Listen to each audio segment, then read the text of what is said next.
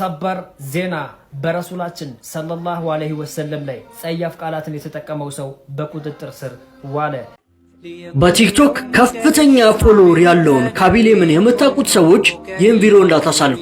ሰላም አለይኩም ወራህመቱላሂ ወበረካቱ። የአላህ ሰላም ዝነትና በረከት በያላችሁበት የዓለም ጥግ ዳር ድንበር ድረስ መሐመድ ነኝ። ዛሬም ወደ እናንተ አሪፍ ፈልኳችሁ ቪዲዮዎች መጥቻለሁ። ለዚህ ቻናል አዲስ ከሆናችሁ ቻናላችንን ሰብስክራይብ በማድረግ ነባር ከነበራችሁ ደግሞ ቪዲዮ ላይክ በማድረግ ጀምሩት። ወደ ቪዲዮ። በቲክቶክ ከፍተኛ ፎሎወር ያለውን ካቢሌምን የምታውቁት ሰዎች ይህን ቪዲዮ እንዳታሳልፉ። ይህ ቪዲዮ ታዋቂ ነን ለሚሉ ኢትዮጵያውያን ቲክቶከሮችና ዩቲዩበሮች እንዲደርስ በደንብ እስከ መጨረሻው በመመልከት ሼር አድርጉ። ኮሜንት ላይም አላሁ አክበር በሉ። ተመልከቱ ካቢሌም እንዳለ I always when they contact me I make sure that I'm promoting something that is not gonna promote I can promote alcohol, you know. I can promote and I get a lot of offers from alcohol, but I always say no because first of all I'm Muslim, you know, and I don't want to promote alcohol. እንደሰማችሁት ካቢሌም በሚሊዮን የሚቆጠሩ ረብጣ ዶላሮችን አልኮል እንዳስተዋውቅ ተጠይቄ ነበር። አንድም ቀን ግን የአልኮል ፕሮዳክቶችን አስተዋውቄ አላቅም ምክንያቱም ሙስሊም ስለሆንኩ ብሎ።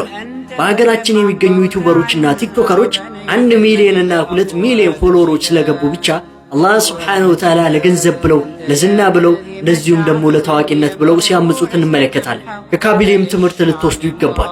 በእስልምናችሁ መቼም ልትደራደሩ አይገባም። በየትኛውም ዋጋ አላህን ልታምጹ አይገባም። በየትኛውም ዋጋ አላህን ልታምጹ አይገባም። እህቴ እስልምናችሁ ኮርታችሁ አላህ የከለከላችሁን ነገር ተከልክላችሁ አላህ የፈቀደላችሁን ነገር ብቻ ነው ልታደርጉ የሚገባ።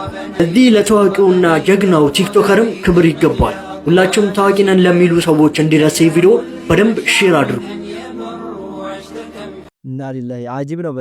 በጣም ጀግና ነው። አስቡት ዓለም ላይ በቲክቶክ አንደኛ ደረጃ ላይ ተቀምጦ ሃይማኖት አይፈቅድ የሚል ነገር አላስተዋውቅም ብሎ ታውቃላችሁ። ያው እንኳን በዓለማችን አንደኛ ደረጃ ላይ ተቀምጠን 1 ሚሊዮን 2 ሚሊዮን ያላቸው ሰዎች የሚከፈላቸውን ብር እናውቃለን።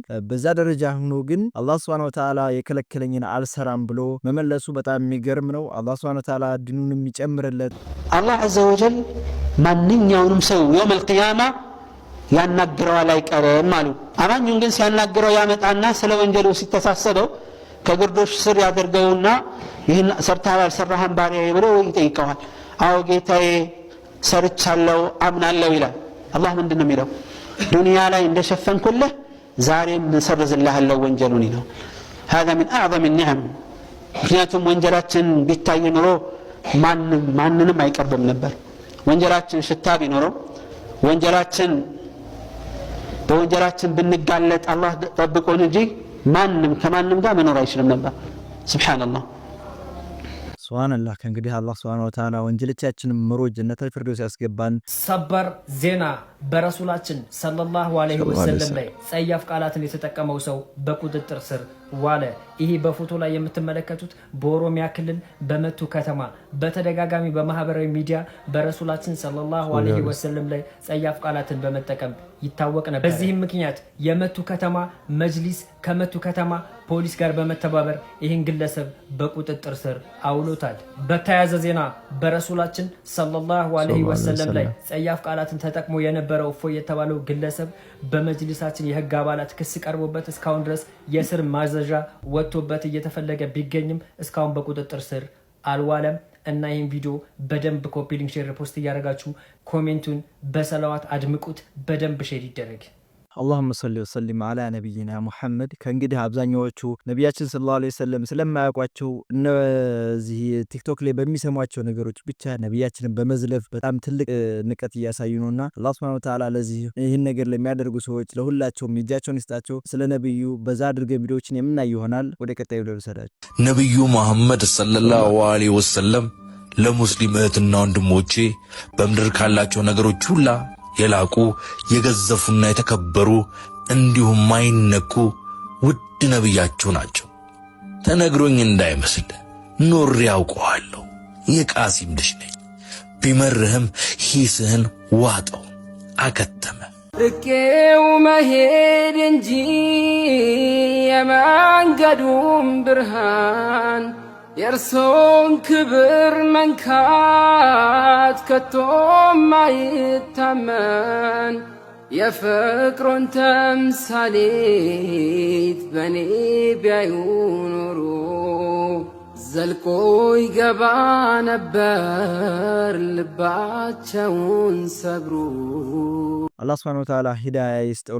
ነብዩ መሐመድ በብዙዎች ዘንድ የሚወደደው የሚናፈቀው ዛሬም ድረስ ዓለም የሚያስታውሳቸው ከፍተኛ ክብር የጎረፈላቸው እኔም እናንተም ዓለም ሁሉ የሚያስታውሳቸው የነጻነት ታጋዩ ጀግና በብልህነታቸው በጥንካሬያቸው የሚታወቁት በሕይወት እያሉ ከተለያዩ ወገኖች ብዙ የተባሉ ማንነቶች ተሰጥቷቸዋል። ከነዚህም መካከል የሰላም አምባሳደር፣ የነጻነት መሪ፣ ብዙ በሰላም ነገሮችን እንዲፈቱ ደም አይፍሰስ፣ ታሪክም ጥቁር ጠባሳ አይጻፍብን፣ ነገሮችን በሰላም እንጨርስ ሲሉ የዓለም ታላላቅ ሀገራትን ጎዳና ረግጠዋል። ሰው ናቸውና ለሰው ልጅ ሁሉ የማይቀረው የሞት ጽዋ አንድ ቀን መጣና ይኸውና እርሳቸውም አልፈው ታሪካቸው እንዲህ ለመነገር በቃ። ስላንቱ ምን ተባለ ገና መቼ በቃል ቢነካ ነው እንጂ መቼ ይዘለቃል። ስላንቱ ምን ተባለ ገና መቼ በቃል ቢነካ ነው እንጂ መቼ ይዘለቃል። ከመካ ራቅ ባለ አካባቢ ብቻቸውን ይኖሩ የነበሩ አንድ በእድሜ ገፋ ያሉ ሴት ነበሩ። በነቢዩ ዓለይሂ ሰላቱ ወሰላምም አያምኑም ነበር። በአካል እንኳን ሳያዩዋቸው በከረረ ጥላቻ ያወግዟቸው ነበር። ከሃዲያኖቹም የእሳቸውን ስም በውሸት እየዘለፉ ይሰሙም ስለነበረ ጥላቻው ይባስም ጨመረ። ታዲያ አንድ ቀን የቤት ዕቃ ለመግዛት መካ በሚገኘው አንድ የገበያ ቦታ ይሄዳሉ። የገዙትም ዕቃ በጣም ብዙ ስለነበር ለመሸከም አልቻሉም። በአካባቢውም የነበሩ ሰዎችን እንዲተባበሯቸው መጠየቅ ጀመሩ። ገንዘብም እንደሚከፍሉም ቢናገሩም ማንም ግን ሊተባበራቸው ፈቃደኛ የነበረ ሰው አልነበረም። ድንገት ነቢዩ ዓለይሂ ሰላቱ ወሰላም መጡ። ምን ልርዳዎት ብለው ጠየቃቸው።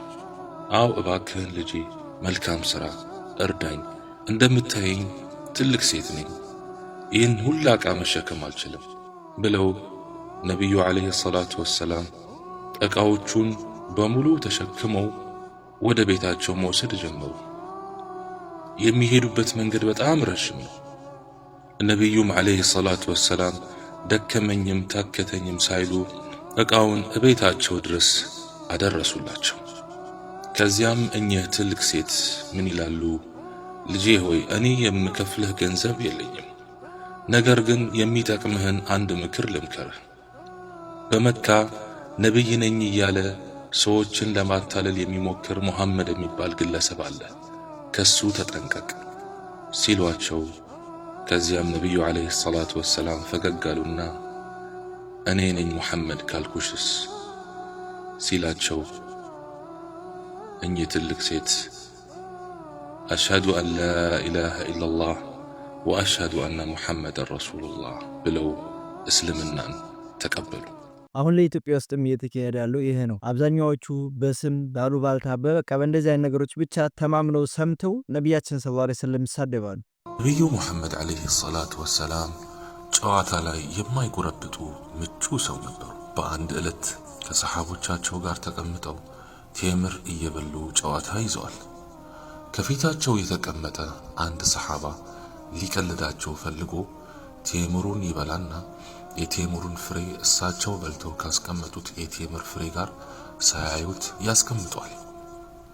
አሁንም ይበላና ያስቀምጧል። መጨረሻ ላይ ያ ረሱላላህ ዛሬ ያለ ወትሮ ብዙ ተመገቡ እኮ አላቸው። እሳቸውም ዝቅ ብለው ከፊታቸው ያሉትን የቴምር ፍሬ ሲመለከቱት በዛባቸው። ሰውየው ወደ ተቀመጠበት ቦታ ሲመለከቱ ደግሞ ምንም የቴምር ፍሬ የለም። ሁሉም ያለው ከሳቸው ፊት ነው። ረሱልም ዓለይሂ ሰላቱ ወሰላም ነገሩ ፈገግ አሰኛቸውና እንዲህ አሉት፣ የኔ ይህን ሁሉ ቴምር መብላት ብቻ ሳይሆን ያንተ ከነፍሬው መዋጥህም ይገርማል አሉት ዓለይሂ ሰላቱ ወሰላም። የአላህ መልእክተኛ እርሶ ሁሌም ልባችን ውስጥ ሕያው ኖት። ለዓለም እዝነት መላኩን ሁሌም ልቦናችን ያስበዋል፣ በልባችን እናየዋለን። የአላህ መልእክተኛ መሆኑን እናውጃለን። ታዲያ ለምን ያስከፍሉሃል ታላቁ የአላህ ፍጡር? ምን ባጠፉ ቅጣታቸው በረታ? ግንባሩ ላይ ቆሻሻ ይደፉ እንደነበር ሰምተናል።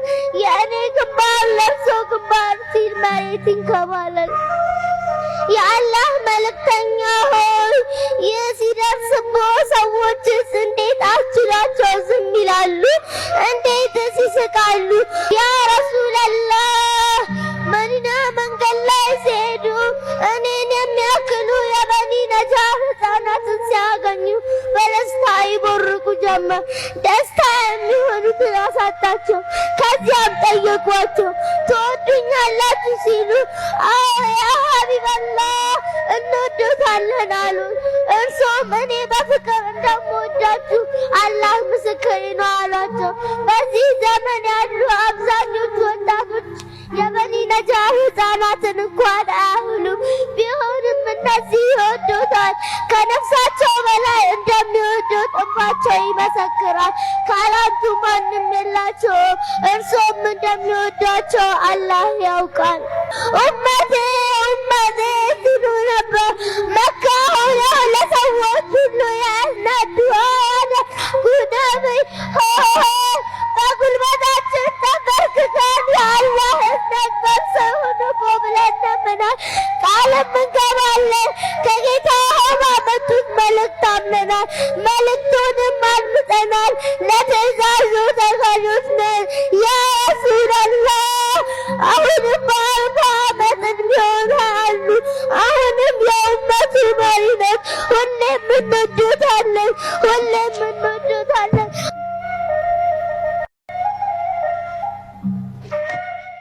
በዚህ 15 ቀን ከቀበርናቸው ያስደነገጠኝ ገጠመኝ ላካፍላችሁ። የኢድ ዕለት ከቀበርናቸው 4 ጀናዛዎቹ አንዱን ጀናዛ ለማስቀበር የመጣ አንድ ሰው ነበር። ለሐዲሞች ምን አላቸው? ሲቀበር አይቶ አቀባበራቸው አሪፍ ነው፣ እኔ ከሞትኩኝ እናንተ ቀበሩኝ አለ። ማታውኑ እሱ ሞቶ አደረ። በማግስቱ ተቀበረ። አንደኛው ጁማ ሰላት ሰገደ። አሱር ላይ ግን ጀናዛው መጥቶ ተቀበረ። ልብ በሉ፣ እኔ ህይወት የማላምናት ለዚህ ነው። ምናልባት ይሄ ሰው ጁማ ከናንተ ጋር አብራችሁ ሰግዶ ቢሆን ከዛ አሱር ላይ ለሆነ ጉዳይ ፈልጋችሁት ብትደውሉለት አረ ሞቶ ተቀብሯል ብትባሉ ምን አይነት ስሜት ይሰማችኋል? ያስ እሁድ ከናንተ ጋር ሲያስቀብር የነበረ ሰው በማግስቱ ለሆነ ጉዳይ ፈልጋችሁ ብትደውሉለት አረ ሞቶ ተቀብሯል ብትባሉ ምን ይሰማችኋል? ወላሂ ህይወት እንዳታምኗት። ሩቅ ያሰቡ ቅርብ ያደሩ በጣም ብዙዎች አሉ። ብዙም እንዳትመኙ። ሞት ከለበስነው ከምንተነፍሰው አየር በላይ ለኛ ቅርብ ነው። ቪዲዮ ሼር፣ ኮፒ ሊንክ፣ ሪፖስት ቤቱን ፎሎ ማድረግ እንዳይረሳ። ሰላም አለይኩም ወራህመቱላሂ ወበረካቱ። እንደምታውቁት ቁርአን ባህር ነው። ያለፉትን ኪታቦች አጠቃሎ የያዘ መሆኑን፣ ያለፉትን ኪታቦች የነሰኸ መሆኑን፣ የደመሰሰ መሆኑን ለማንኛችንም ግልጽ ነው። ባለፉት ኪታቦች ምናምንም በተግባር ለመፈጸም በቁርአን ውስጥ ባለው እንጂ በሌሎቹ መፈጸም እንደማይፈቀድልን ለማንኛችንም ግልጽ ነው። ወለኪታቢሂ ተፋቲሃ ጀመረ ፊደሉን አጥንተ ትርጉሙን አጥንተ በተግባር ማዋል ማለት ነው። ሕርመት መስጠት አለብን። የኪታቡን ሕርመት አላህ ስብሓነሁ ወተዓላ ሚን ፈውቂ 7 ሰማዋትን ያወረደው ስለሆነ ወመን ለም የሕኩም ቢማ አንዘለላህ ፈኡላኢከ ሁሙ ዛሊሙን ومن لم يحكم بما أنزل الله فأولئك هم الفاسقون ومن لم يحكم بما أنزل الله فأولئك هم الكافرون أسكتت رحمة الله سبحانه وتعالى. ስለዚህ ቁርአንን በስርዓት መያዝ አለብን። ለአምዋቶች አይደለም የወረደው ለኛ ለአህያዎች ነው። እኛ ሁላችንም ከእንግዲህ ቁርአንን በማንበብ በማየት ትርጉሞችንም በመረዳት ሁላችንም ማስተንተን ይኖርብናል። ቁርአን የወረደው አረበኛውን ብቻ እንድንቀራ ሳይሆን ትርጉሙንም እንድናስተነትነው ጭምር ነው። መመሪያችንንም ቁርአኑን እንድናረግ ነውና ሁላችንም ቁርአኑን በደንብ መረዳት ይኖርብናል። የዛሬው ቪዲዮአችን ይህን ይመስል ነበር። በቀጣይ ቪዲዮ እስከምንገናኝ ድረስ ወሰላሙ አለይኩም ወራህመቱላሂ ወበረካቱ። ሙሐመድ ታሪክ ካወቃቸው ሰዎች በጠቅላላ ታላቅ ማንነት ያለው ሰው ነው። ፈረንሳይ የታሪክ ሰው ጉስታቭ ሎቦ ስላንቱ ምን ተባለ ገና መች ያበቃል ቢነካ ነው እንጂ መቼ ይዘለቃል ስላንቱ ምን ተባለ ገና መች ያበቃል ቢነካ ነው እንጂ መቼ ይዘለቃል